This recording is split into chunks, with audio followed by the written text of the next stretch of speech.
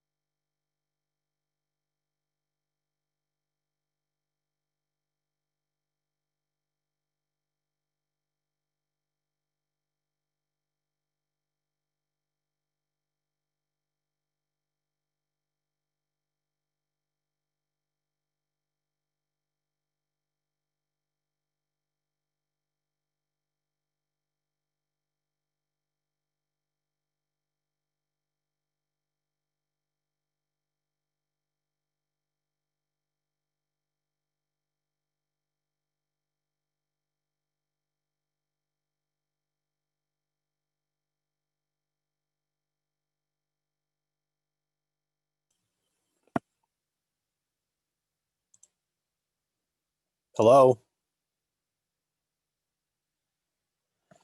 I don't have audio. Can you hear me, Dr. Drake? Now I could. Okay, we I can- think we can everybody's hear you. muted. Okay. Would have been more preferable.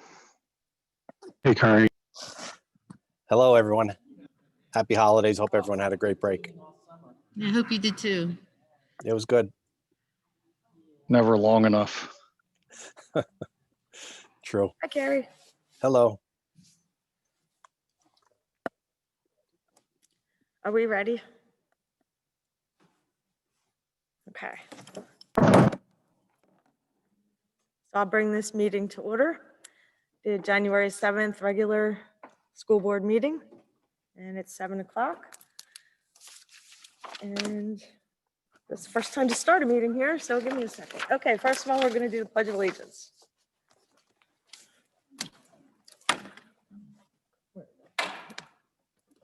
I pledge Pledge allegiance to the flag of the United States of America. and to the republic for which it stands, one nation, under God, indivisible, liberty and justice for all. Thank you.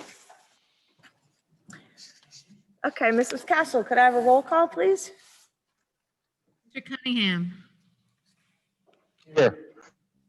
Dr. Drake, Here. Mr. Elliott, Here. Mr. Hipser, Here. Mrs. Hofkin? Mrs. McGinnis? Here. Mr. McCarrick? Here. Ms. Pennypacker? Here. Mrs. Cunningham? Here. Thank you. Okay, now we'll have introductions of staff. To my right, which you all can't really see, is Dr. Roach, our superintendent. And down at the end, we have Dr. Andrea Farina, our assistant superintendent. And way down at the end, we have our business manager, Sandy Castle. And in the audience, we have Jim Roth, our IT guy, and we have Doug Kenwood, our facilities director. I think I got everybody. Okay, so board president's report. I don't have a lot of things to report, but I did make some notes. We did get some emails, and I'm hoping everybody had a chance to listen to the virtual performances from the middle school band and chorus and the orchestra. That was great to hear, and I was having a long day today, so it was really nice to listen to a couple of those. Thanks to Mrs. Maldonado, Miss Holman, and Mrs. Lurch. They did a great job making a virtual concert. Also, I want to extend congratulations to Peg. She has been awarded the Thomas E. Frederick Award of Excellence from the National Interscholastic Athletic Administrators Association. Apparently that's an awesome award. Congratulations. And that concludes my report. Dr. Roach. Thank you. Let me share my screen.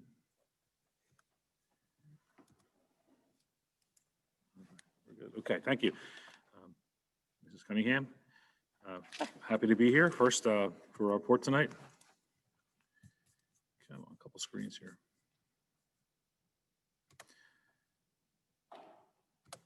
Whoa, too far. Okay, just want to open up as we shared. Happy New Year to everyone. Hopefully you had a good break and enjoyed that time, and that we have a great year ahead of us here at Upper Perk. So I'm happy to be here and happy to welcome everyone back. I know it's a week earlier than normal, but we obviously had a reason for pushing this meeting a little earlier in the month to simply discussions about COVID and those type of things. Next, I want to highlight that we are headed into the January 25th to 29th. Whoa, there's Peg again. Yeah. Sorry, stole your thunder. It's okay. Happy to have thunder stolen. The Great Kindness Challenge is coming up for us as we participated last year, January 25th to the 29th. So I just want to remind everyone that we will be participating. Communications will be coming out from the district as well as at the specific building level. Nikki Gum and myself are working with representatives from each of the buildings to try to get some activities that'll be socially distant, but also be able to continue with the kindness work that's been across the district now for a while. So we're interested in and happy in participating in the Great Kindness Challenge again in 2021. And that again, that's a worldwide program that we're participating in. So I want to just highlight that. And I did have the same thought that Mrs. Cunningham had. I went a little further and went to the school website, got a nice picture for you and pulled up some of your credentials there. And I won't read it to you, but again, we're very, very proud of you, Mrs. Pennypacker, and happy to promote and celebrate you, as well as all the other board members tonight on board recognition night. Thank you very much. Other updates and important updates. I know a lot of people are interested in some of the information that's coming on the COVID heals. I want to share a couple updates that been listening in on from Dr. Arkush and Dr. Rubin and Dr. Coffin. So here's an update on the optional rapid antigen testing program that we're involved with CHOP. We continue to learn more. We've definitely got already some training taking place that will have Upper Perk Binax now. Rapid test, it's a nasal swab. From what they tell us, it's not the swab that goes to your brain. It just stays a little more local in your lower nostril area there. I'm sure Judy may know exactly the difference between those two. I just know that Dr. Farina and I and a large group of our nurses here have already participated in some of the trainings and taken one or two of the online tests to get ourselves for that. So there was training this week. There's a training again next week, and we'll hopefully be ready for that at some point in the early part of February. Again, the reason for this rapid antigen testing is for us to get an early alert for anyone with a higher COVID-19 viral load versus the lower load, the positive versus the negative, and to keep everyone safe. And have, if there's teachers and or students in our buildings, and get them quarantined or isolated as quickly as possible. So just a reminder, the two programs that we're talking about, or the ways this may be used, is for asymptomatic in-person students. So a student in this situation would have passed the morning screener and have alerted that they're coming in because they don't have the symptoms. But at some point during the day, they don't feel well. If they were to come to their nurse's office and in working with the nurse and again, getting parent permission, either ahead of time or at that time, we're still working through those details, we'll be able to take this nasal swab. At this point, they're most likely headed home because they are symptomatic now and they were not doing well during school. But this 15-minute test to get the results could help them get directly to a more advanced PCR Q test, or if they're negative, that's fine too, but they now have the symptoms, so we have to get ahead of that. And then the other is the voluntary assurance testing program. This is for our staff that we'll have more information soon, and we'll be sharing with staff. It's a kind of a consistent commitment to a weekly testing. Some schools are maybe looking at twice a week to, again, keep everyone safe and healthy, and if there was someone that had a positive test to not infect others and get them their help and support through there. So next week, Lower Merion and North Penn in the county are piloting this.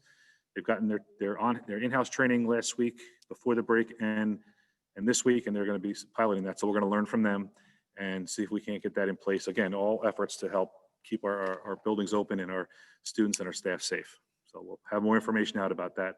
We're working directly with Mrs. Fisher in HR and with the teachers as well and the staff, not just teachers, but all staff.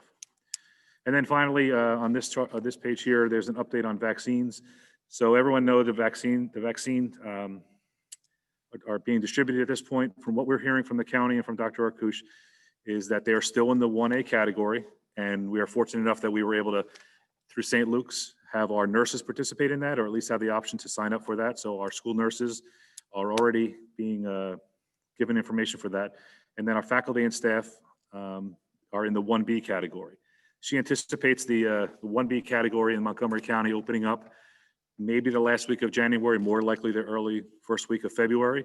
But the 1B category also includes firemen, police, essential workers that maybe are at Limerick Power Plant or PECO or in the water plants, grocery store workers, really the essential function employee group. So inside Group 1B, we're being told there's 5 categories. Probably category 1 inside the 1B will be your fire and your police. And then teachers are either a 2 or 3. And even inside, when we get into teachers, there's another 4 or 5 categories for us to identify the staff that needs to be first on that list versus maybe some staff that doesn't interact with students or doesn't have that piece. So we're working through those details as well.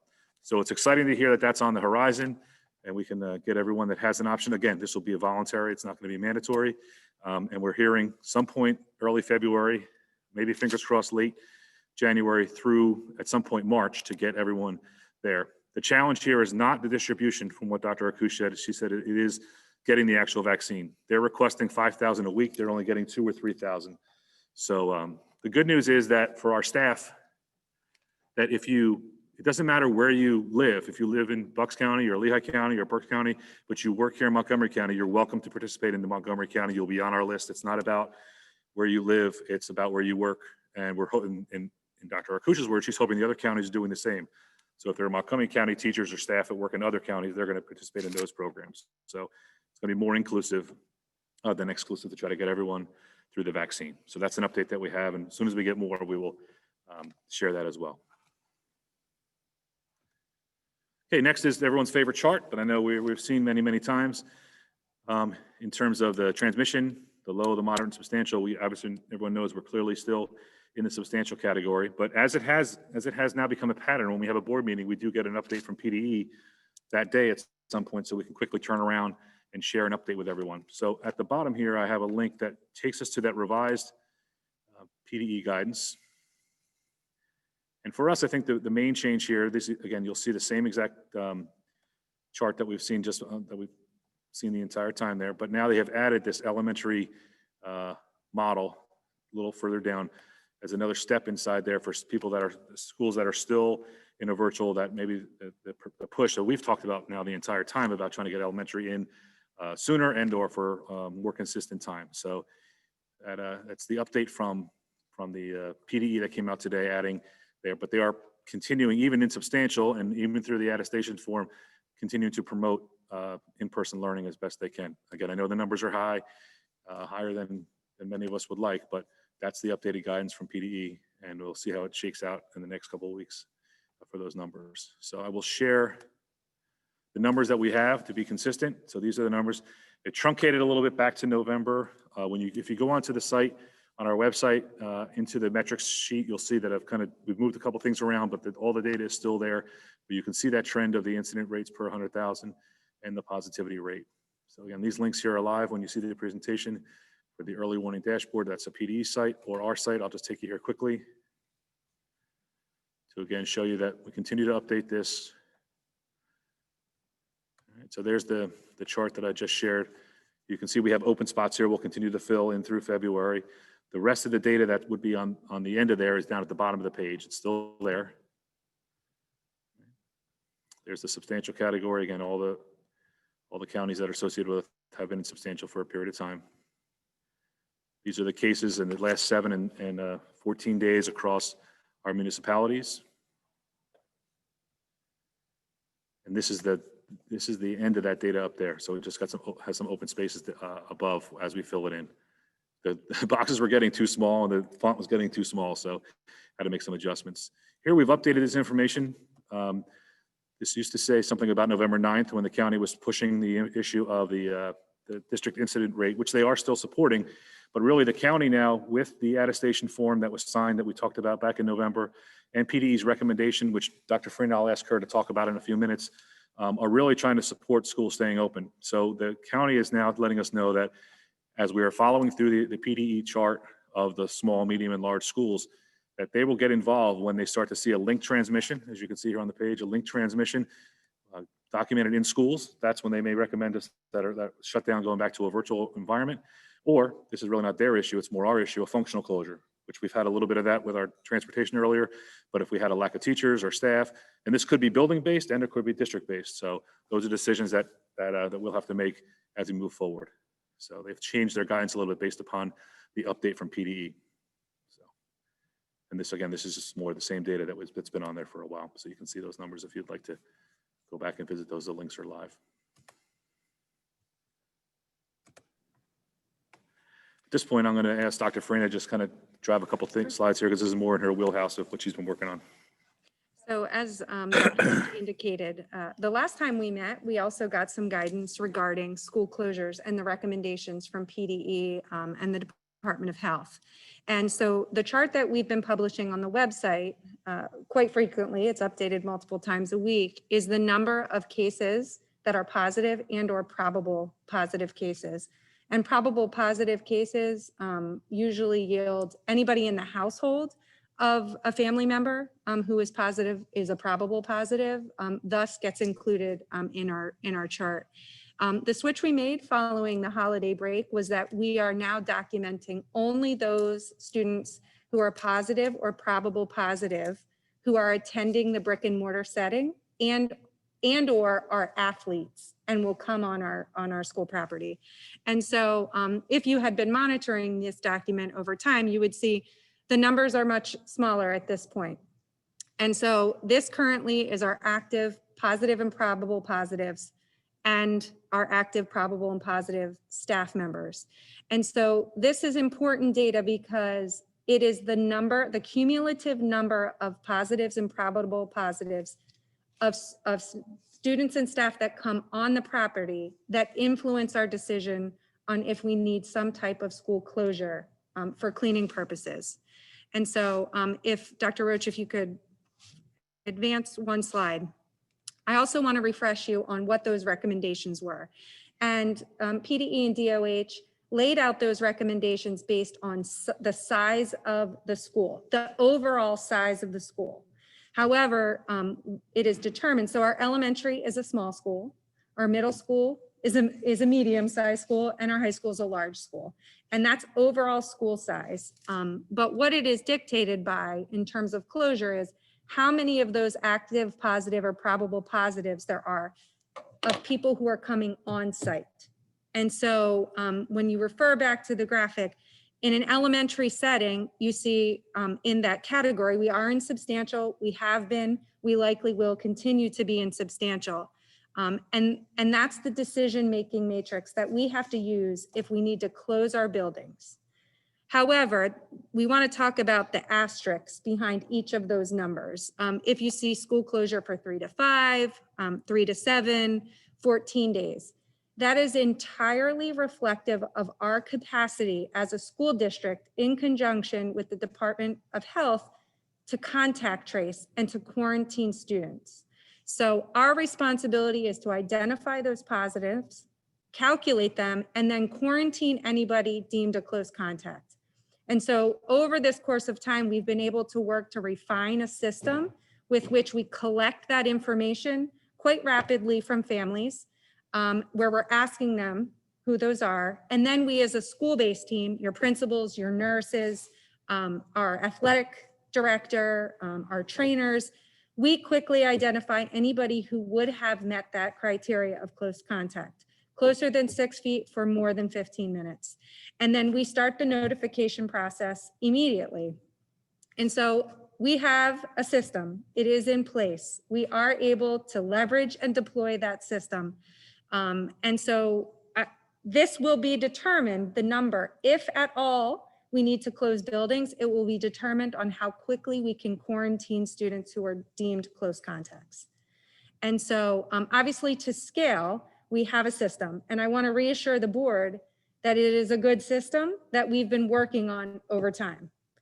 And so we feel quite ready. Our nurses met yesterday. We reviewed the process. Your principals have been the stewards of this. They are a well-oiled machine in communicating with families. And so I will also highlight in this process, the Office of Public Health with Montgomery County and our contact tracing team, they are excellent and they are responsive. So I feel comfortable in working with them and have done such since we brought students back.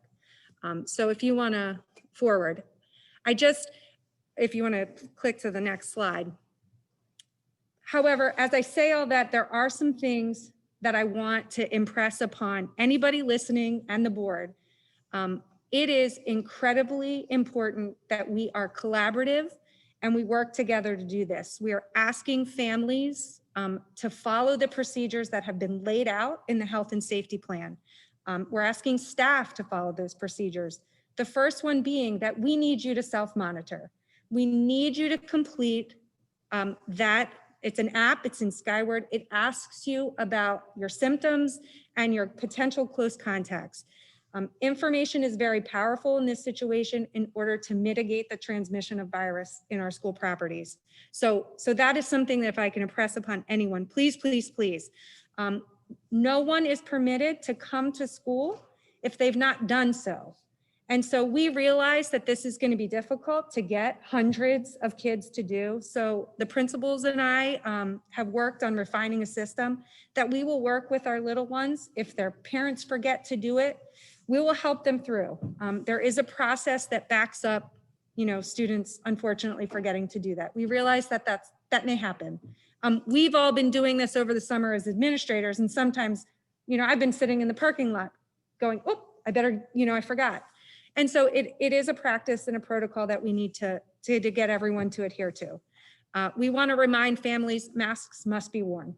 It is a mandate.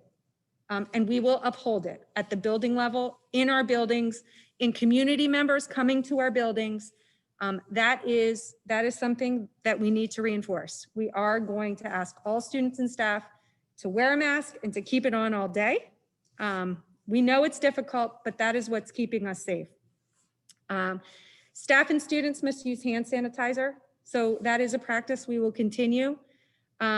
We will follow the exclusion recommendations with fidelity and our Montgomery County exclusion recommendations. We recognize that there are families who have family members potentially from out of other counties or staff. We follow the Montgomery County exclusion requirements, which are different than other counties. So I just want to remind families of that. And then timely communication with district regarding the family situation. There is no shame in this. It is a transmissible virus. Please, timely communication. If you are sick, it is okay. We will help you. You still have an instructional option if you are sick with COVID. We just need everyone to be open and honest and transparent about the situation. please do not send your children to school ill.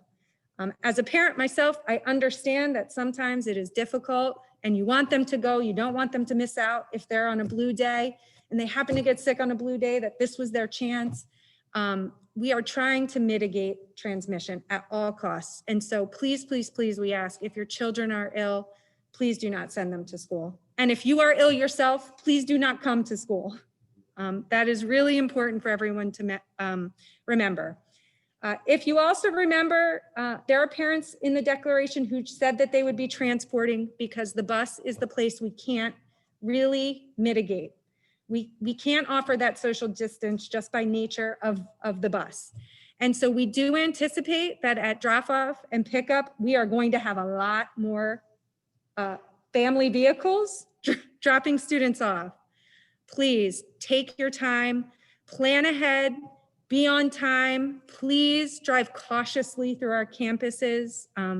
Children and staff, they're valuable people. We don't want anybody getting hurt. Patience is going to be really critical.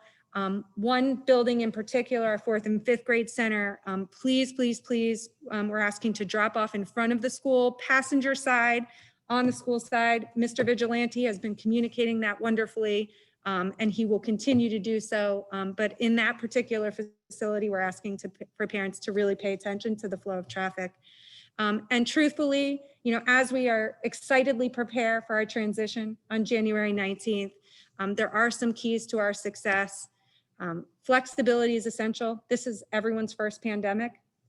So we need some flexibility. This is our first time as well. Patience. Please be patient. We are going to over communicate. We are going to be in contact. We ask for your patience and more importantly, just be kind. We're trying to do the best thing we can for kids right now. And so, we are excited about seeing our students back on campus. Thank you. Thank you. A part of the communication that we've talked about has been with cases on that chart that Dr. Freina shared for individual buildings. The building principals will be communicating out those numbers in those cases, and then district-wide we'll be communicating weekly on that website that's available from the main website with district numbers. We felt it was too much to communicate everyone to every time when these are getting to be building-based decisions now based upon the number of cases at each building. I'm hopeful that our Wednesday virtual days for extra cleaning can really help to minimize the amount of sliding back to virtual that we would have to do as that happens there midweek. So that should help as we quickly get through contact tracing and the case management in conjunction with the Office of Public Health as well as Dr. Freina's office.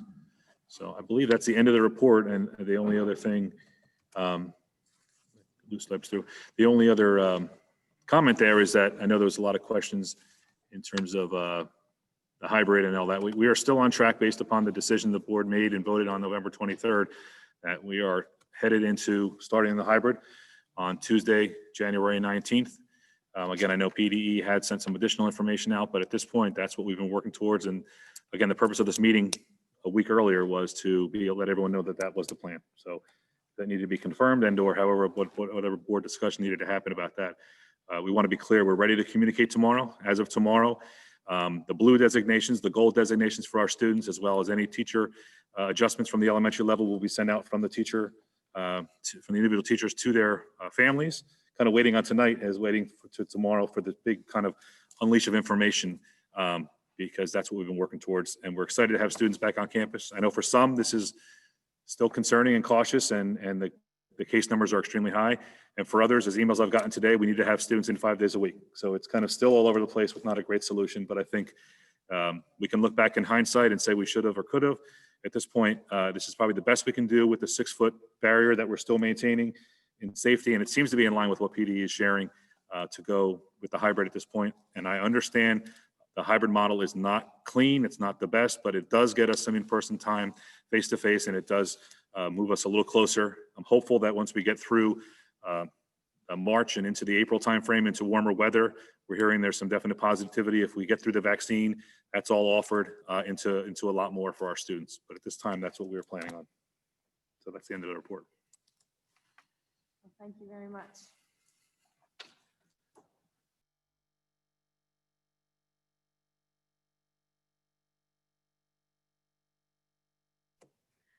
Thank you very much, Dr. Roach and Dr. Farina. Next, do we have Enoch and Ethan on for our student representative to the board report? You guys raise your hands. I see Enoch. And Ethan. Great.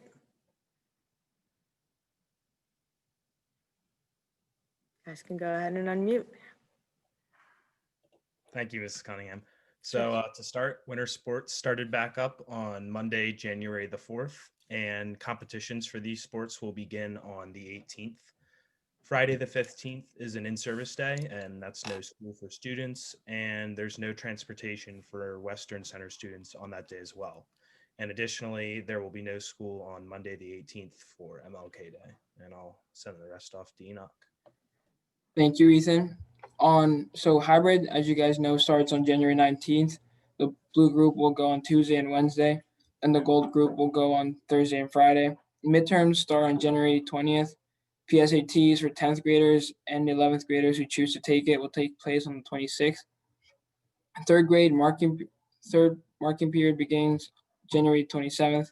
And finally, the hybrid bus assignments are in Skyward. And that concludes our report. Thank you very much. Next, we will have our solicitor's report. Kyle, and our Sunshine Act announcements. Thank you, Madam Kyle. President. My report this evening is simply to announce that the board will meet in an executive session immediately following tonight's meeting for the purpose of discussing a matter of litigation involving delinquent real estate taxes. Thank you. Thank you. Next, we'll have needing an approval for our agenda. Can I have a motion to approve? So our moved. agenda? Okay. Second. Okay, all in favor? Aye. Aye. Okay, thank you very much. Next, we will have public comments on action items. Do we have any public comments on action items? There were no public comments submitted related to action items on the agenda. Okay, great. Well, then we'll move on to the approval of the minutes. We have, well, first, I guess we'll do them separately.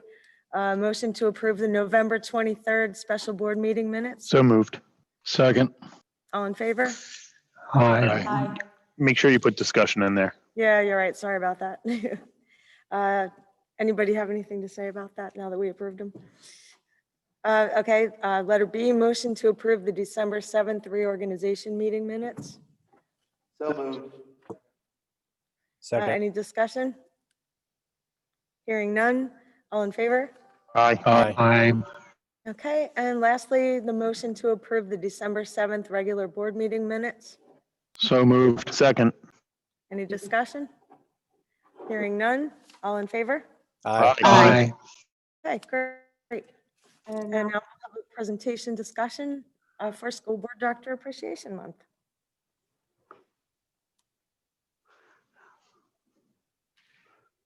Great. Thank you very much.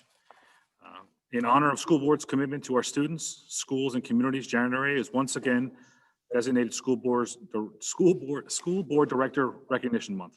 9 members of the Upper Perkiomen School Board are a key part to the district's administrative team, making informed decisions that shape public schools and provide a pathway to success for every student. To thank our locally elected officials, Upper Perk would like to honor our board members tonight. On average, school directors who are unpaid devote at least 10 hours per month to the challenging and complex responsibilities of board business, including adopting policy, voting on budgets, evaluating school security issues, reviewing hiring decisions, as well as addressing schooling during a pandemic. The impact of the coronavirus pandemic has added an additional challenge to the school boards as they determine how to best provide for the needs of our students and their families in this new environment. In fact, later this month, the board plans to spend a beautiful Saturday morning together, working with the administration on a board retreat to continue to move our district forward. So thank you for that time in advance.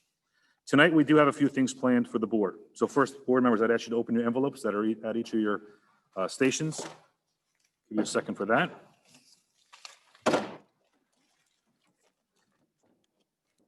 Dr. Drake at home, you can open your envelope as well. I know you were excited. Yeah, I've been waiting since 12 o'clock to open this. That's good. That's good. Okay. So, What we have for you in your board packet tonight to help recognize you is we have a hot off the press second, it's a second edition, but it's the first ones out of the box of the new Upper Perk masks, right, that are here. So these masks you guys had the first ones out of the box. All of our staff that are coming back in the hybrid will have one of them in their mailbox when they return on the 15th or the 19th as well. So it's very simple, Upper Perk. So enjoy and wear proudly, as some of you are still wearing them today. So thank you. Secondly, if we could have Maya come on the screen.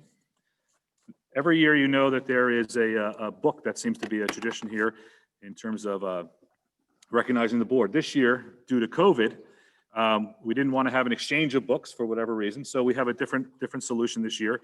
And in this process, I've learned that Upper Perk has many student authors. This year, on your screen, is the author of the book that each of you is being gifted to. She has signed the book if you open the first page. She's also given you an autographed signed picture of herself. And on the left, there's a dedication, as you would see. This book is for yourself. You don't even have to return it. There's no library card. No need to return it at all. This is for your book. And Maya is a student at our 4th and 5th grade center, formerly at Marlboro, and now at the 4th and 5th grade center. I don't want to read to you about Maya, but there's a nice description on the back of the book there. But I came across Maya, actually saw her article in the Town and Country. And then actually through some board members and others, I realized we had other authors in our district. So we'll try to get their books in as well. But Maya, welcome tonight. And thank you so much for joining us. Thank you for inviting me. Absolutely. Well, we wanted to at least welcome you and say that we're very proud. And we also have a copy of your book for all of our libraries as well. So there'll be a copy dedicated to all 5 of our schools. Can you tell us a little bit about how this book came out and your process to do this? Yes. So it was in 3rd grade in Marlboro. It was Unity Day, and it was about bullying and Unity Day. And my teacher really inspired me. Her name's Miss Bardar, and she's a great teacher. And she told us a lot about bullying, and we made posters. And at that moment, I felt like I want to write a book about this because I know it's not good and I know it needs to be stopped. So I start writing my book, and I knew if I just kept it to myself, not a lot of people would hear it, and it wouldn't stop, and people wouldn't know that I'm helping them and standing up for them. So that's why I decided to publish this book, and it's now published, and I'm so excited.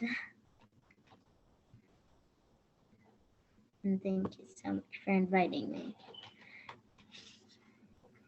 Thank you so much. Sorry, I got muted. I guess someone's muted. Thank you very much. Yes. Do any of the board members have questions for Maya? Maya, do you see that this is, do you think this is helping people? I think it's a great thing. Congratulations. Thank you. I think it is helping people because people are getting better. Even when I didn't start writing my book, I think it was better, and I think it was getting good. And now that I know that I'm helping people, it feels really good to help people. And I know it's gonna stop soon. It's continuing, and it's bad that it's continuing, but I am so mad at it, but I know I'm doing a good thing. And I also had a pledge in the back of my book. It says, be kind to others, be a good friend, be respectful, stand up for others, and tell an adult if I see bullying. So that's gonna help people to remember that you have to do those things and to help people or anything else if you're that bully to stop bullying. And I want the bullies to know that it's not okay if you put yourself in that person's shoes and you know how they're feeling, and that would feel so bad. And I want the people that are getting bullied to know that I'm on their side and I'm helping them. And there's a lot of people out there who love you and care about you. You're a wise young lady. Thank you.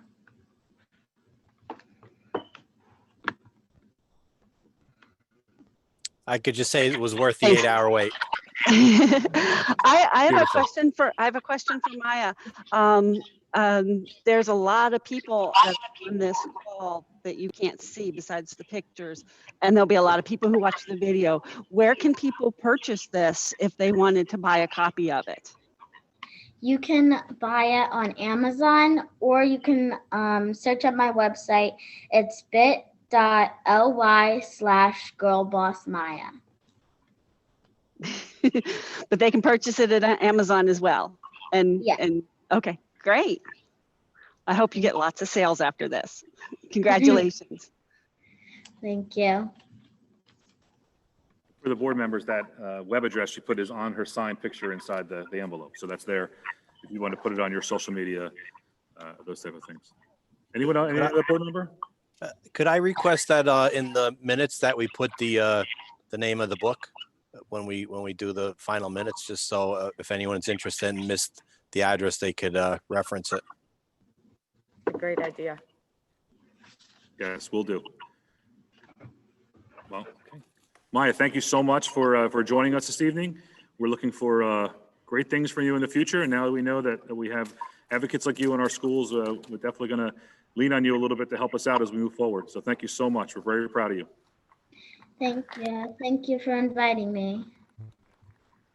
Great. I'll see you guys Right. soon. Night. Thank you. Go do your homework. Okay, so board, two more things. In the blue folder there is a recognition, the standard PSBA. I didn't know if some of you may be collecting them and framing them, so we want to make sure that we didn't miss a year. I know for some that's an important piece, but it is a nice thing from PSBA supporting you along the of all the work that's being done in recognition from the organization. And then finally, we have a thank you video that I'm going to try to share my screen and see if it works here with the volume. Someone please let me know if they don't hear the sound as we're going through this. Fingers crossed.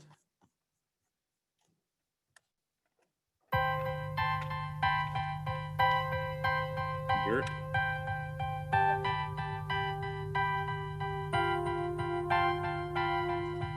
Hi, I just wanted to take this opportunity to say thank you to the school board. So, our class had made a video to thank you guys for some specific things that you guys have done for us. Thanks.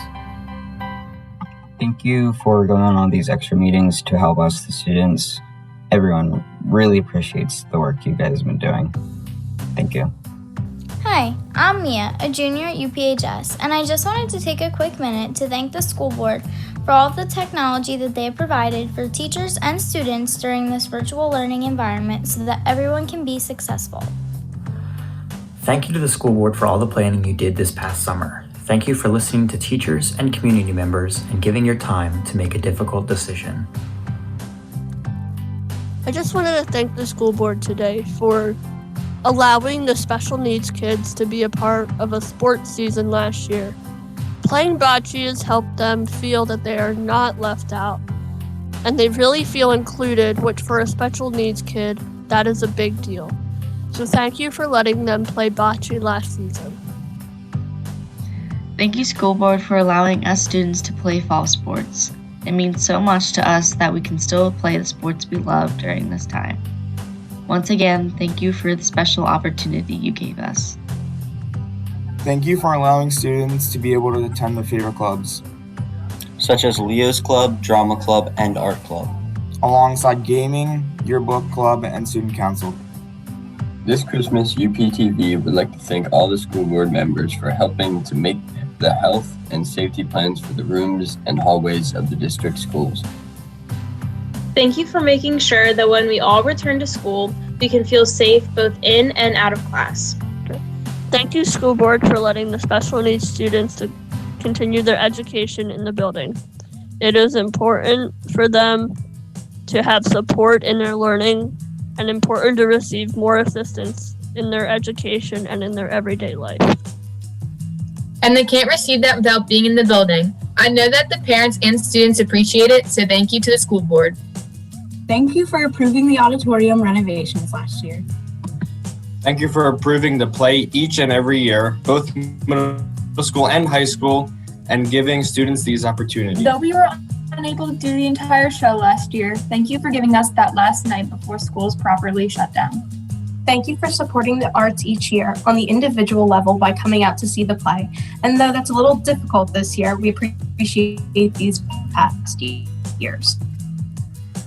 Thank you just as a general thing, and Merry Christmas, Happy New Year from all of us at UPTV and these lovely folks.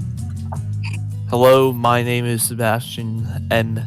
Gianfrido, and I am here to thank the school board about keeping open band, orchestra, and choir. I am actually in choir, and so I have experience in this, but I want to thank the school board for this, for keeping us up. All the music was still able and allowed to continue, even to have some concerts. Like, we're gonna have a concert for choir anytime now, and we could still do our stuff. So I don't know about orchestra and band, but I heard they can still, play their instruments over Zoom and all that. Choir, we can sing over Zoom. It just doesn't sound the best, but I would like to thank the school board for allowing us to stay open and allowing us to not be shut down. Thank you, school board, for saying yes to winter sports so we can have the opportunity to compete. Thank you, school board, for allowing us to express ourselves and express our faiths in the form of clubs. So many people feel so much more included now that you've allowed that. So y'all really appreciate that. Thank you.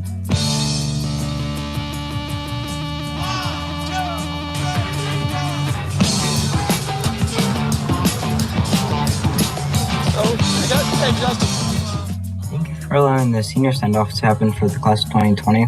It is an event so many students look forward to, and thankfully you allowed it to happen this year. Thank you for caring for all of us, students. We all appreciate it. Thank you.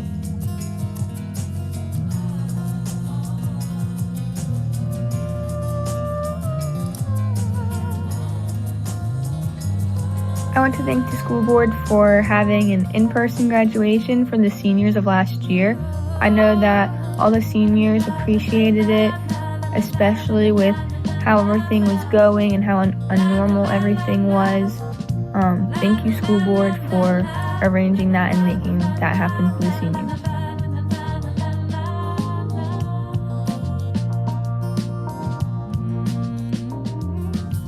At least we do get to eat in the cafeteria and have that eating time instead of eating outside or eating in their classrooms or something like that. But I think it's really cool that they took the time to buy individual desks and chairs to make a whole brand new cafeteria. And I gotta give it to them. The school board does a lot for us, and I mean they kept the money up. They didn't cut down their money or anything, and they still bought all this stuff for teachers and for the cafeteria especially. They're still trying to feed everyone, which is really nice. And when we do go back to school, I think it will be really neat how we will be in the cafeteria actually eating. I don't know how it's gonna work. If it's gonna work like how it did before, I guess that's fine. But I guess it's gonna be funny trying to shout to my friends from the other side of the cafeteria. Thank you for allowing students to attend the Western Center. Without your approval, learning would be a lot harder for students. For being so hard on learning, the Western Center in Zoom classes and online learning wouldn't work out as well. It helps kids focus better on their work, which helps their learning. Thank you for opening and keeping the Western Center open. Thank you, school board, for putting in all of the extra time and effort during this global pandemic. We appreciate all of the concern towards making the right decisions to benefit the school and the student body.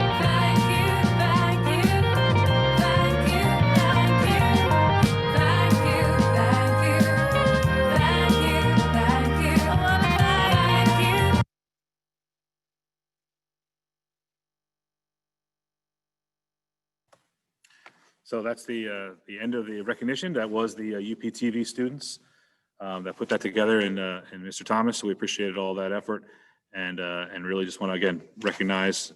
Hopefully you enjoyed your board recognition opportunity. Don't forget, if you're in person here, there is the tray of treats that Mrs. Germanero put together, and if you did look at it, it does say Happy Board Recognition Month. So I'm waiting for someone to take one away because then it'll say, oh, there's Mr. Elliott, great. Then it won't quite say that exactly. But I think we're just waiting for one person to remove one letter and then it's game on. So, all right, great. Well, thank you so much for all you guys do. We appreciate it. And I know you're looking forward to that Saturday retreat coming up at the end of the month. Yes. I'm kind of lost here. Can you hear me? Because I can't see anybody. No, you're still. No, I'm not. I can't see anybody. Get me away. Mrs. Cunningham, we can see you. I just asked to unmute to see if that would help. Okay. Okay, now I'm in. Thank you. Somehow my pictures got lost. Thank you, everyone. That was a really nice presentation. I think we feel really appreciated. I know I do. All right, well, I think we'll head on then to old business. Oh, yeah. I do want to make one. Wait, where am I doing that? January 1st. That's the action item. Oh, okay. Sorry. So I don't think we had any old business. Anyone have any old business? Okay, so we'll move on to new business. Personnel report. We have 3 resignations. And I just need to change Jessica Dinda, number 2. The year should be January 14th, 2021. Mrs. Cunningham, I'd like to make a motion to approve all of new business in one motion. All business, okay, so we have our resignations and our appointments. Oh, I'm sorry. Maybe I need to be clear because new business also includes the action item. So Yeah. it'll just be letter A, personnel report as presented. Keith, are you okay with that? Yes. Thank you. Okay.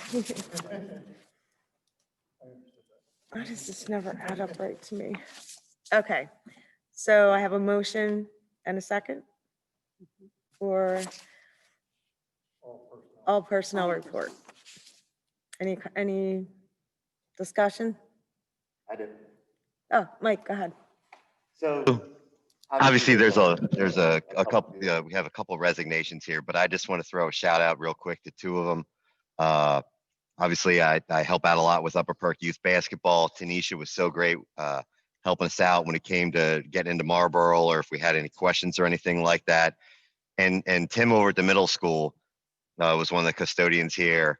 And he would help, like anything that he could do to help the kids have an enjoyable program. And he's always hustling around. And so both those people were really helpful, at least to that aspect of our youth. And I just want to thank them both for that and wish them well going forward. So thank you. Anyone else? Yeah, I just had a quick question, my usual about resignations, if we had exit interviews and if okay, great. All 3 were given the opportunity to complete an exit interview either verbally or in writing. Okay, great. Yeah, those are always useful to help keep the district strong, and if there are any issues to fix them. I'm feeling we have less lately, even with the COVID, but thank you. Yeah, Thanks for following absolutely. up.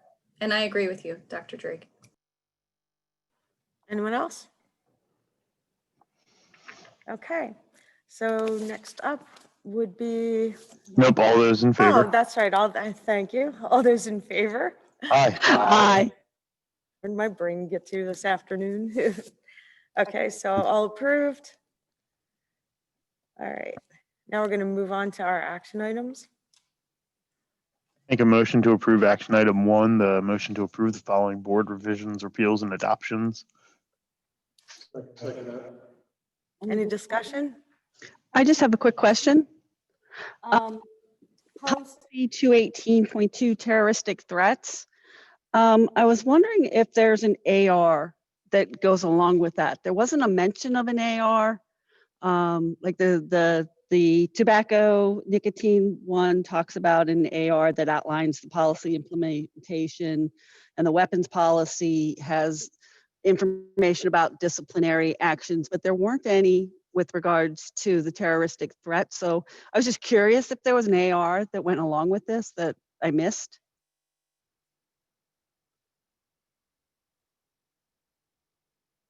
Anyone? Sorry, I couldn't unmute. I was trying. Oh, gotcha. Currently, we do not have an AR to accompany terroristic threats. Okay. Do we plan on having one? I was just curious. So we, the committee did not review an AR. So often it says the superintendent may require administrative regulations. And that would be at the discretion of the policy committee. But you didn't feel it was necessary at this time? So it's okay. I'm just asking. Well, and what I'm saying is there's not one right now. So we have an AR that is not complete, if that makes sense. So currently board policy has an AR for terroristic threats, but the committee did not review an AR. Okay. So we usually do them simultaneously. We're going through them copiously. So you will see it. Remember, the policy has to have multiple reads. The AR has to have one. So. Yeah, it was definitely not a condemnation in any way. It was strictly a curiosity thing. Yeah, okay. There's a lot of right. ARs. There's so many, and I just didn't know if I missed it, because it didn't refer to one. So otherwise, I thought they all looked great. Anyone else? Okay, hearing none. All in favor? Aye. Aye. Anyone opposed? Okay, so they would be approved. Next is a motion to approve the amendment to the employment agreement between Andrea J. Farina, Dr. Andrea J. Farina, and the Board of School Directors of the Upper Perkiomen School District, a copy of which is on file in the Office of the Business Administrator. So moved. Any discussion? I'd just like to say thank you ahead of time. Hopefully we all say okay, but I think we will. And not hearing any other discussion, all in favor? Aye. Any opposed? Hearing none, thank you. And I make a motion to approve action item 3. okay, that's a motion to approve the revised substitute teacher rates as defined in the revised addendum effective January 15th, 2021. Have a first and a second, any discussion? I don't see any. All in favor? Aye. Aye. Any opposed? Okay. Move on to the financial reports. I'll turn it over to Mr. Cunningham. Okay, if everyone would go ahead and open attachment F, we're going to be going right through to pages 20 to 23, which will be our general fund expenditures. Sandy, just to be sure, there won't be any capital or anything. It just wasn't a missed page. Am I correct? You are correct. There's no capital expenditures. Just being sure. Okay, so pages 21 to 23. I'd like to make a motion to approve the total checks in the amount of $973,465.51. Do I have a second? I'll second that. Thank you, Melanie. Any discussions? That was Judy, but that's okay. I wasn't sure. There's so many faces on the screen at once. It's tough. Anyone have any questions? Okay. Hearing none, all those in favor, please say aye. Aye. Aye. Opposed? Motion carries. Back to you, Melanie. Thank you, Mr. Cunningham. Do we have any new follow-up items? I don't believe we do.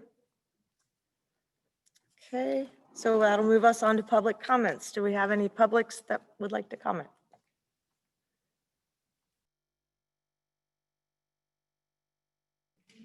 I see a yes. I see a head shaking.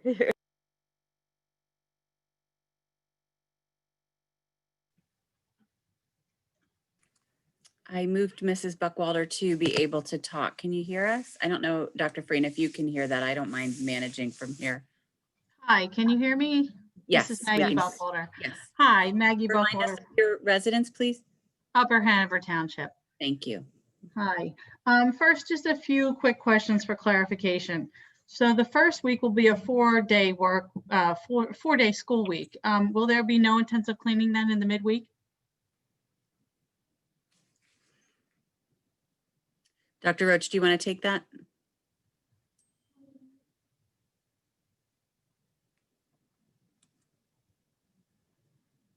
Kimberly, are you the only one who can hear me? I'm sorry. No, we can hear you, Maggie. Okay. We're unmuting, we're unmuting Dr. Roach. Yeah, I had sharing the screen. I had to. Okay. I lost my screen there. No, there will be. There are 3 times in the current schedule that is moving forward where we have these back-to-back days, and Mr. Kenwood and his team at the custodial has adjusted hours on those 3 times through the rest of the calendar for extensive cleanings between the blue group and the gold group. It'll just be deeper into the evening on those 3 days. So on the 19th, between the 20th and the 21st, that will happen, and then it's 2 times additional later in the calendar if we remain in the hybrid for the remainder of the calendar. Okay, that clears that up for me. And then, quick question about masks. So obviously you all are very knowledgeable about CDC and Montgomery County guidelines that bandanas and things like gaiters are pretty much ineffective. What are our rules going to be for the types of masks that we ask our staffs, teachers, and the students especially to wear? So the district has secured approved masks for students as well as shields. So we will be providing those that meet the guidelines that are laid out before us. So we are providing them. We also have disposable masks for students who forget, or we need to provide them something that is more acceptable. But certainly that is something that the district it will provide. So is there going to be a checking of what type of mask the person is wearing and an insistence on the required masks, or will it just be if the student forgets one, or if the teacher happens to notice it among her his many other duties that the mask isn't efficient? Like what is the protocol for that? So ultimately we will ask our staff to address a mask and to provide an alternative mask, but they're not going to take a mask off a child. We're going to advise them and address them in an appropriate manner, and then have communication with families. Okay, I guess the point that I'm concerned with is because I'm having multiple social media conversations with people who are in our community who are stringently anti-mask and plan on not insisting on their children wearing masks, as well as the fact that there were apparently multiple people from our town who went to the mass insurrection yesterday in DC. I'm a little concerned about those numbers coming back from that, as well as from the holiday. So what is the plan for children whose families have decided to refuse mask wearing, or what are we planning on doing about that? That's a great question, and I'll take us back to when we approved the health and safety plan. There is a specific statement in the health and safety plan which mandates mask. The failure to do so at the secondary level is disciplinary in nature. Obviously, it's progressive in that we'll remind kids, we'll address it, we'll be respectful, but ultimately it is our health and safety plan. It is board approved. If you do not adhere to it, we will ask you to participate in the virtual environment and not in the brick and mortar setting. Okay, and my final follow-up on that is the fact that since there is sort of an overwhelming amount of folks that I see walking around Walmart, or as I said on social media, including some leaders of our community who decided that masks are not important, I feel that we are really leaving so much up to the truthfulness of parents. Mm-hmm. And as a parent myself for 24 years, I understand, first of all, let me just say that my children are not necessarily thriving in the virtual environment. I'm incredibly thankful for the efforts of everyone. My children are not thriving, but they are surviving, and the teachers are as well. And so I am incredibly concerned with the general commentary that I've seen on social media, as well as in stores and such. I'd say there's probably about a 50% in this town of people who think that masks are foolish and part of the government conspiracy, blah, blah, blah. I'm very concerned with this population and their honesty of reporting whether or not they have been exposed and their children have been exposed and such like that. So how are we going to mitigate any kind of community transmission when we're having a truthfulness and science acceptance problem in our community? So I would say that ultimately, the beauty of kids being in school with us is that is an area where we can assert the mitigation strategies. And so, when you talk about science, you will also hear Dr. Levine, as well as other science professionals in this arena, suggest to you that schools are the safest place for kids to be because we are at the discretion to mandate the mitigation strategies that keep kids safe. Certainly the school board and the school district administration asks for truth and transparency so we can keep our families and our community safe. And we will continue to address and work with families who struggle. But that is our health and safety plan. And so we will continue to implement it. We have said we would implement it with fidelity, and that's from door to door. And that's the locus of the school district's control from when kids get on the bus and come to school and go home. And so, Maggie, what I would share with you is that the school board and the school district administrators intend to do as we've described in the health and safety plan. What happens in the community, obviously, that reach is far too great for us. I understand that completely. I would just caution that perhaps it might be, here's my idea. And obviously I understand and I've read PDEs and as well as Dr. Levine's information that, primary students go back to school in person as much as it is possible based on numbers, et cetera, et cetera. However, if I have, for instance, my nursing student daughter who wanted to study overseas, she would be required by the rules of her school where she attends to receive certain vaccinations before she would go into a hotspot. So I'm just wondering why we're not waiting until teachers would be given the vaccination in March, since they are obviously the most at-risk group. And I understand for my own children and myself, I prefer the children to be in person education. However, I'm not willing to risk a single teacher, whether they've been mentors to my children or nemesis of my children. I'm not willing to risk a certain staff member, a teacher, whatever. So I would just assert that I think that the most Maggie, can I just remind you, you're pretty well over your 2 minutes. Okay, well, thank you very much. That's my last assertion. Thank you. Thanks, Maggie. Just as a follow-up real quickly, is that just to bring everyone to light, I mean, our Western Center has been going full in person nonstop as their health and safety plan also has a lot of restrictions. You're not allowed to be there without a mask, so on and so forth. And that's been a really, really safe group. I mean, we have 3 different sending schools. There's almost a total of 600 kids going there every day of the week. So just have some faith that our school administrators will keep an eye out. Our teachers will keep an eye out and make sure everyone is wearing their mask. I mean, it's part of our rules. Okay. Do we have another comment? We do. We do? Okay. Jessica. Hi, Jessica. Can you hear us? Yep, I can hear you. Can you hear me? We can. Okay, cool. It's just real quick. I was not aware that the school district would be providing masks for the kids. Is this going to be district-wide, even for the elementary school? Yes. And if so, is it a mask for them to wear like every day, or is it just a single mask for the kids? I actually went out and bought, I can't tell you how many masks for my daughter, so it would be fun. But I want to make sure that also I bought it's a 2-ply, it sounds bad, two-ply mask. I want to make sure that is acceptable for the school district. So, yeah, I mean, yes, ultimately, like you, I bought my children masks as well that are approved. And so, that would be acceptable. And, please feel free, if you have masks and your kids and they're cute and you want them to wear them, then they can wear them.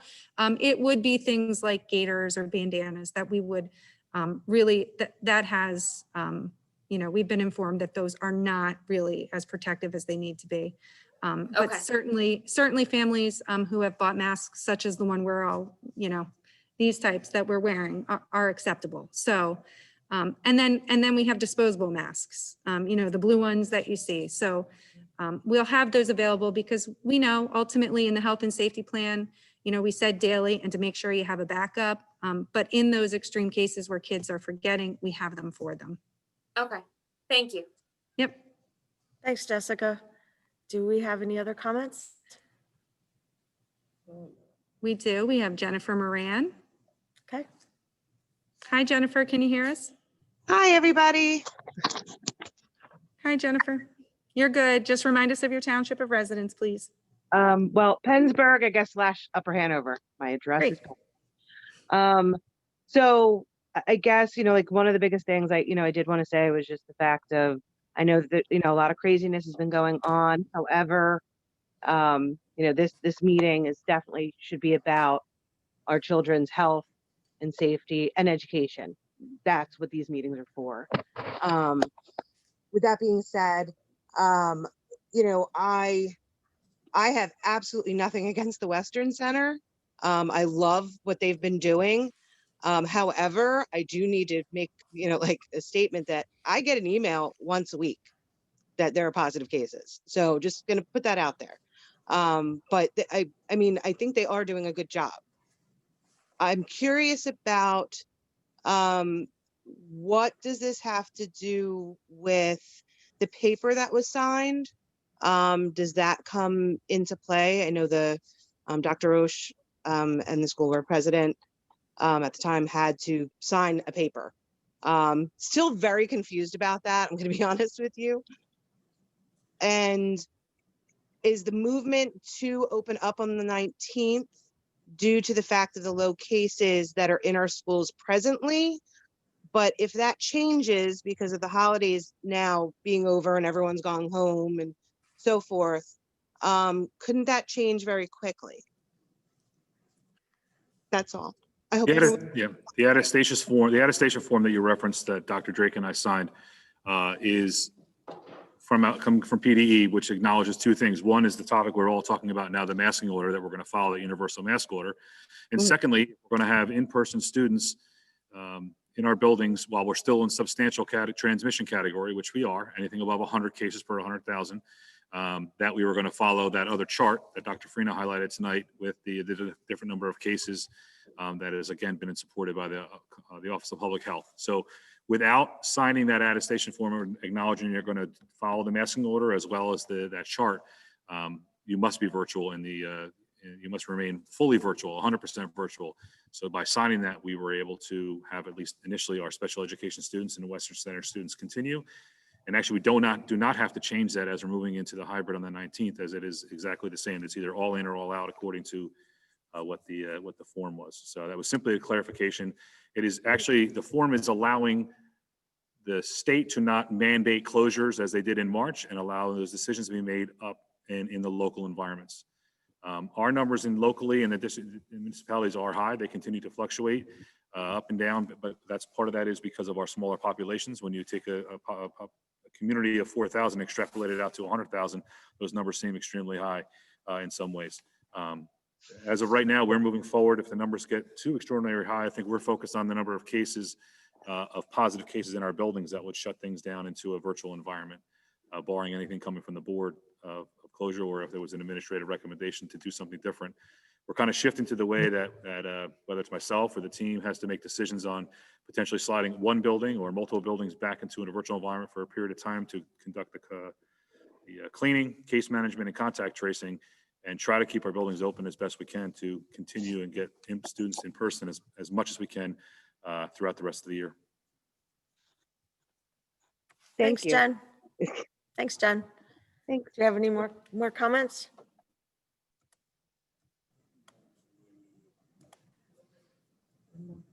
Okay, we have Mary Cannon. Hi, Mary, can you hear us? Hi, this shouldn't be a surprise, should it?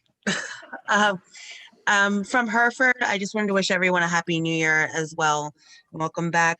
I did want to also say, I'm not sure, she's probably not on the call anymore, but I really want to congratulate Maya for her book and her courageousness in writing that and doing that and being so brave as to where so many children are scared to come forward and talk about bullying. And I think it's a wonderful thing, especially at her young age. I wanted to ask a question about the mask and shield. Will the children be required to wear both, or is it a one or the other? It is one or the other. Well, ultimately it's a mask, but we will also provide shields. Some families may choose both. Especially for the kindergartners that Yeah. probably keep the mask Yeah. on. Okay. And will the information being sent out to us tomorrow as we proceed right now with the hybrid model to start on the 19th, will a part of that be in advance on what the plan would be moving forward if and when there has to be a building closure on what the plan is for our kids, those days that we would be closed and have to move all virtual?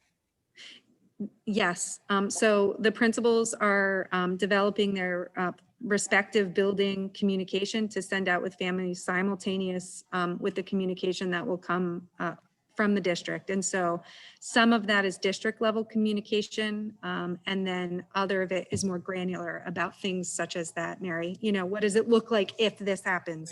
Right. So you can anticipate that communication from your building principals. Okay, great. Thank you so much. You're welcome. As of right now, I'm just curious, would any of our buildings have to be closed if we were going back tomorrow? The answer to that is no. Good. Okay. I was just Yep. curious. It's hard to follow the numbers, so I was just curious. Thank you. Well, and just remember the numbers are reflective of our Right. current population on site. Okay. So Thank you again, everyone. you're welcome. Thanks, Mrs. Mary. Mrs. Cunningham, we did have some community members submit comments. And so if they are here, we had Christine McGinnis, if you could raise your hand.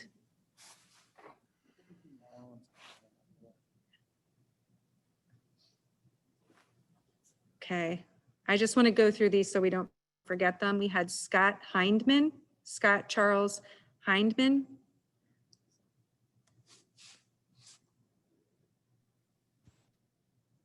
Hi, Scott, can you hear us?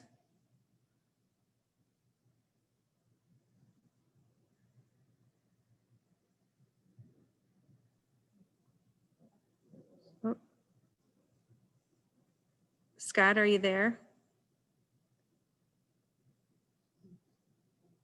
Okay. Hello? Hi, Scott. We can hear you. Hi. Please remind us of your, good. Can you remind us of your township of residence, please? Upper Hanover. Okay, you can go ahead. One second, I just got unplugged. Can you hear me now? Yes, yes, we had you on there twice. Is it echoing? Yeah, let me see if we can. Okay, Scott, how about now? Yes, this sounds better. Yes, there you go, Scott. You're good. Hello, and thank you for allowing me to share my thoughts with the school board administration and the Upper Perkiomen School District community. Before I begin, I'd like to thank all of you who have stood on the side of what is the right thing to do for our students. While I'm sure the thank yous from the students in the video were appreciated, please realize that these are the things that are the bare minimum of what other school districts have been and continue to do. And with all due respect, I also know that these times are unprecedented and decisions are not easily made without careful consideration. As I read the code of ethics that the school board has agreed to adhere to, the following excerpt stood out to me. Based decision on the facts, vote our honest convictions, and the unswayed by partisan bias. If this code was being followed honestly and to the fullest meaning of the words used, our students would have been back in school in some capacity before the January 19th date. It astounds me that all the surrounding districts that border ours have been in person in some way, shape, or form, some hybrid and some full in person. All of them have a higher student and community population than UP. Why did this board and administration fail to develop a plan to get our students back in school until now? It would appear that votes and decisions are in fact being swayed by some unseen partisan bias, it seems that decisions are being based on the total Montgomery County positive COVID cases and not by the actual numbers in this part of the county and in our community. Or maybe this pressure from the teachers union, mismanaged funds, or just blindly following our county and state's guidance and recommendations. Why is it that the other districts were able to act in the best interest of their children, children's education, and overall well-being safely and successfully? Thank you very much. Thank you for your comments, Scott. Do we have more comments? We do. We have one more, Louis Sini.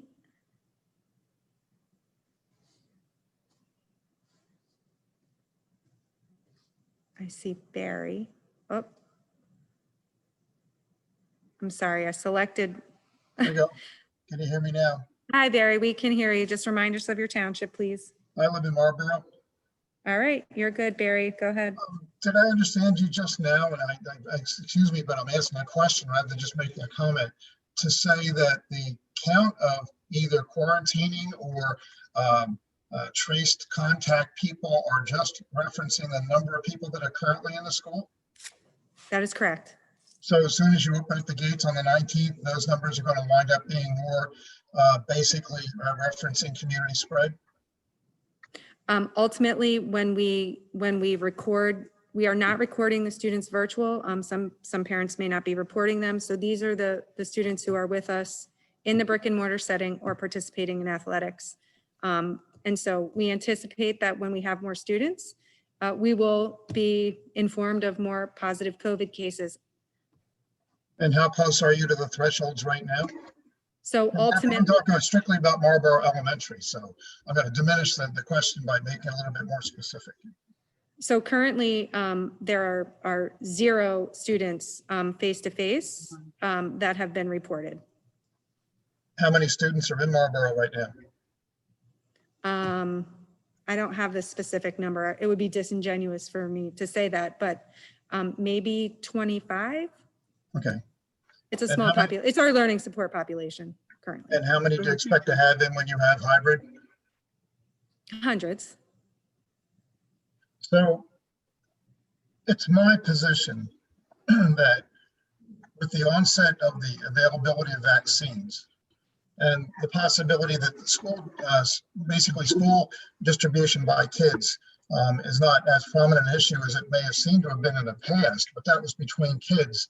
But at this point, the school runs a risk of increasing the possibility that the kids become a vector from households back to the school through community spread. As we see the elevated numbers that are available either through positivity rates or even just numbers per 100,000, I think it's really unrealistic to expect not to see a pretty dramatic increase in exposure for the staff and for the teachers and just in general for the whole operation of the school district. And I'm concerned that that's not being properly respected when we're right here between now and February the 15th with post-holiday potential for increases in cases. I mean, I understand you're trying really hard. I would love to have the 8-year-old that have in my house back at school. There's no doubt about it. And we're dying for that. But we just can't leave ourselves away from the science that seems to lead us in the direction of paying more attention to those statistics as they are available to be reviewed. So I appreciate you letting me make my comment, but I think that the risk that we're taking is unnecessary as we sort of see the light at the end of the tunnel. We see different methodologies we can use to try and accomplish that. I'm just afraid that you're jumping ship just a little bit early, and I hope that doesn't turn out badly. So thank you. Thank you, Barry. Thanks, Barry. Do we have any more comments? We have one final comment, and that is Cindy. Hi, Cindy, can you hear us?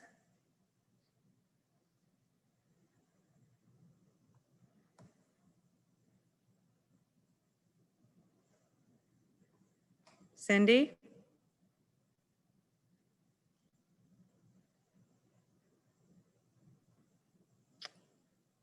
Cindy?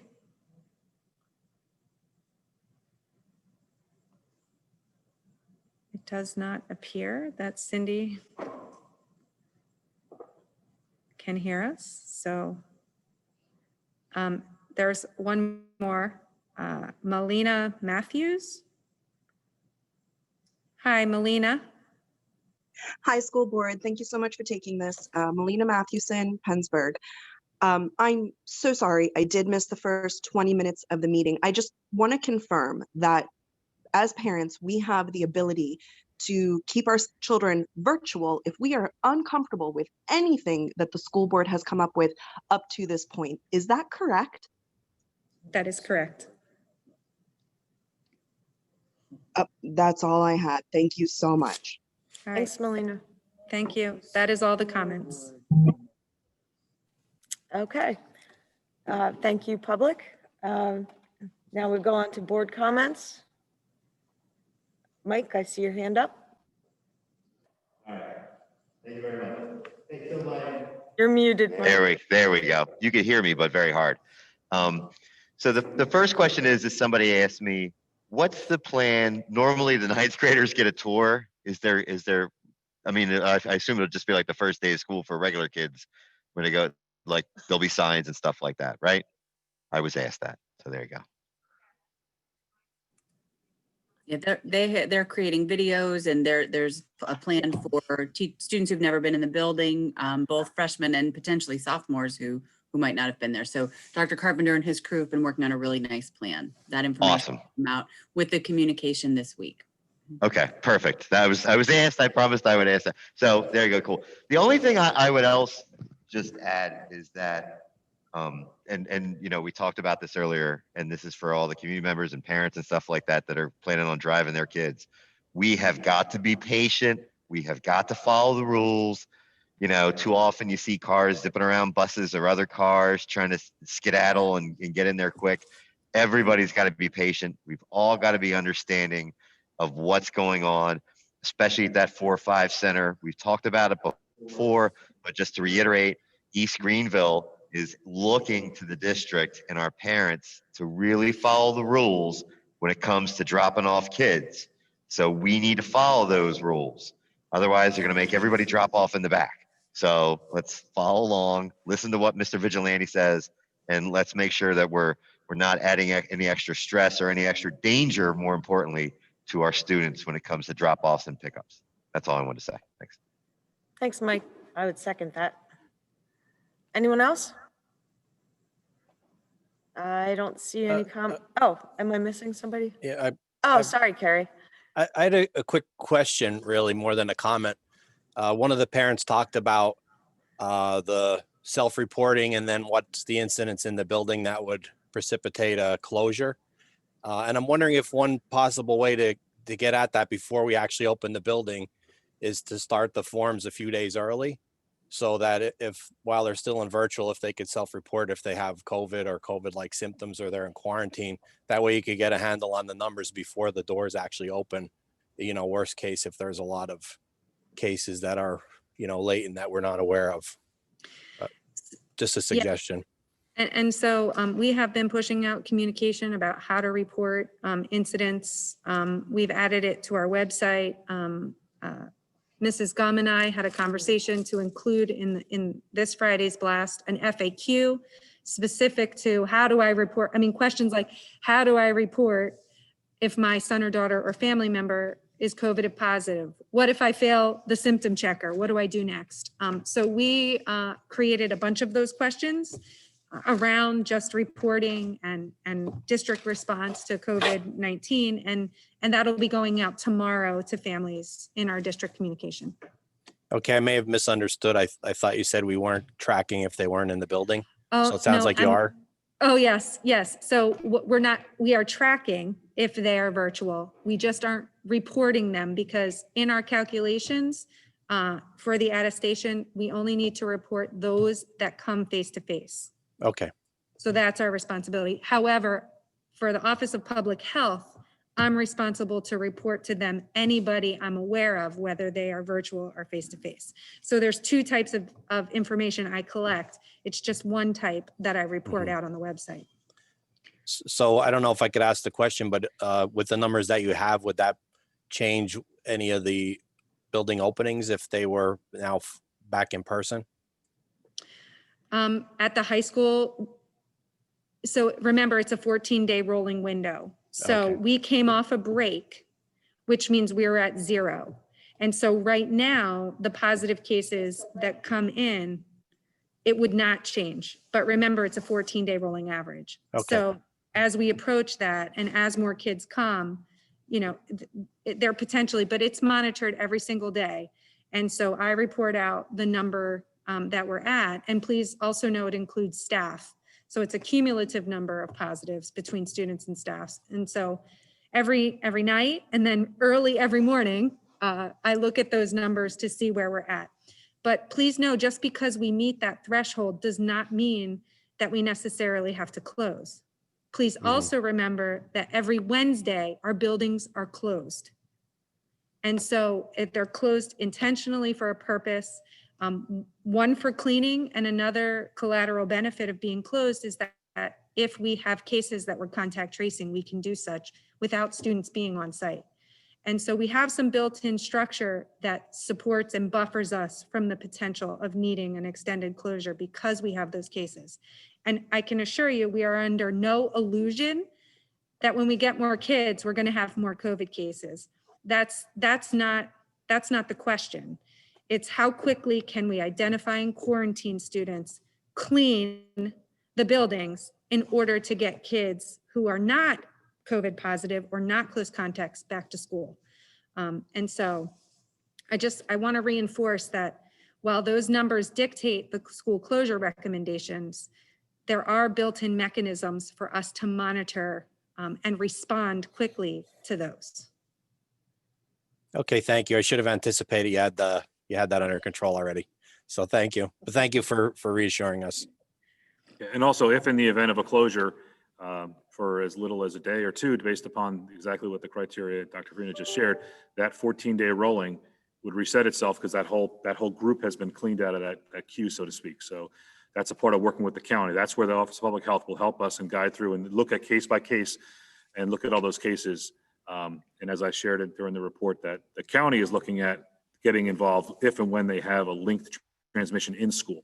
The cases that are coming from the outside in, the 1, the 2, the 3 are different from their eyes based upon the PDE information. Okay. Thank you. Any other board comments? I don't see any hands raised. I want to thank everyone for a good meeting and hopefully everything goes really well on the 19th. I'm looking forward to it. And I know there's a lot of parents out there and kids that are really looking forward to being back in the buildings as much as they can. That was my comment. I would entertain a motion for adjournment. I'll make that motion. So motion. Second. All in favor? Aye. Bye. Any opposed? Okay, well, thank you, everyone. We'll see everyone in exec session. Yes, thank you. Good night. Good night. Good night.